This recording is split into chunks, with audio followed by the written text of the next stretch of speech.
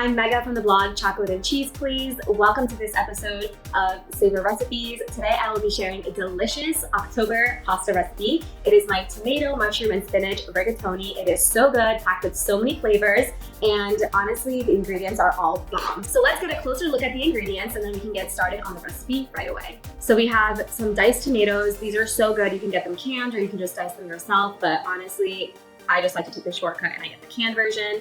Spinach for some green. We have some mushrooms for that nice texture. Obviously, we have a ton of cheese over here. We have some ricotta cheese, we have some cream cheese, and some of my favorite sharp cheddar cheese. This pasta is going to be so nice and creamy. We have some shallots, some sliced onion, a lot of fresh basil, and my favorite crushed red pepper flakes. To start off, we're going to take a big pot and boil your water. You're going to want to heavily salt it, like the ocean. So just put as much salt as you possibly can, and then we're going to wait for it to boil. Mine is almost boiled actually, so I think I'm just going to go ahead and add the pasta in, and we're going to let it start cooking. But now we're going to work on the sauce while the pasta is cooking, so we can turn on our big pot. All right, so we have our pot on medium-high, and we're just going to add some oil to the pot, as well as some butter. Don't be shy with the butter, you guys. I like to add like 2 tablespoons. And as soon as the butter and the oil are nice and combined and mixed together, we're gonna start adding in our mushrooms and all the veggies. So we're gonna add the mushrooms to the oil and the butter, and we're gonna just kind of wait for them to get nice and caramelized. Once they start releasing a little bit of liquid, you're gonna know that they're nice and ready. And after that, we will start adding in the rest of our ingredients. So now that you see the liquid is being released from the mushrooms, we know that they're almost ready. We still want them to have a little bit of bite to them for that nice texture, but we're pretty much ready. Give it a good mix, and then let's start adding in some of our other ingredients. So we're gonna go in with the garlic. I like to slice my garlic for this recipe so we get all of the good flavors. Then I like to put in shallots. You can also use white onion if you like, but I personally love shallots in pasta sauces. They add like a nice kick and a nice spice.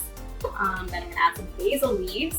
If you have fresh basil, that is a plus, but if you can't find it, go ahead and just get the store-bought kind. We grow a ton of fresh basil and we absolutely love it in all of our Italian dishes. We're gonna heavily add some black pepper. I love black pepper. And then we're also gonna add a good amount of salt. Salt and black pepper are honestly your preference, however much you wanna add in. And then we're gonna go in with the crushed red pepper flakes. I like my food spicy, so you can obviously adjust if you don't want to add as many. And then just give it a mix. And while everything is cooking nice and slowly together, it's gonna absorb all that flavor, and then we're gonna be ready to add in our diced tomatoes. Now for the main ingredient and the highlight of this sauce and recipe, we're gonna add in our cans of diced tomatoes straight into the pot, and you can leave the liquid in there because it's gonna help kind of mix everything up together smoothly. Now that we added some extra ingredients in, we want to make sure that all the tomatoes and the garlic and onion are flavored to perfection. So I'm going to do a quick taste test and get a little bit of everything in here. Perfect. Ooh, that is good. Kind of spicy, but we're going to add a lot of cheese in here, so it's going to take down the spice a little bit. And we're going to want to make sure that we're keeping an eye on our pasta. My pasta is almost done, so I think I'm going to turn it off now, because our sauce is also almost ready. So let's go in and start adding our cream cheese. Ooh, so you can see that our sauce is nice and bubbly. It's time for the cheese. So I'm gonna go in with the cream cheese first. You can use any type of cream cheese you have. I'm actually using veggie cream cheese because it's packed with so much flavor. And I'm also gonna add in a good amount of ricotta cheese. Yum. Cheese is honestly so good. It's the highlight of any pasta dish in my opinion. We're just gonna kind of poke it like this, mash it all up, combine everything, and as soon as this sauce is nice and combined, it's gonna be like nice and creamy and thick, we're gonna go ahead and add in all of our pasta. So we're gonna bring our pasta pot a little bit closer, and we are going to just take our little cider strainer, I don't know what it's called, and we're gonna add the pasta directly into the pot of pasta sauce. And it's okay if you get some pasta water in there. The pasta water will just help the sauce get nice and thick and coat every single piece of pasta. Just love a big pot of pasta, you guys. I could just like sit on the couch and eat this pasta all day long. Let's give it a mix, get everything nice and combined. Now that we have it mixed, I'm just gonna go ahead and put in all of our cheddar cheese. If you guys can get your hands on fresh blocks of cheddar, try to get that and then shred it at home, because I promise you it makes the recipe a game changer.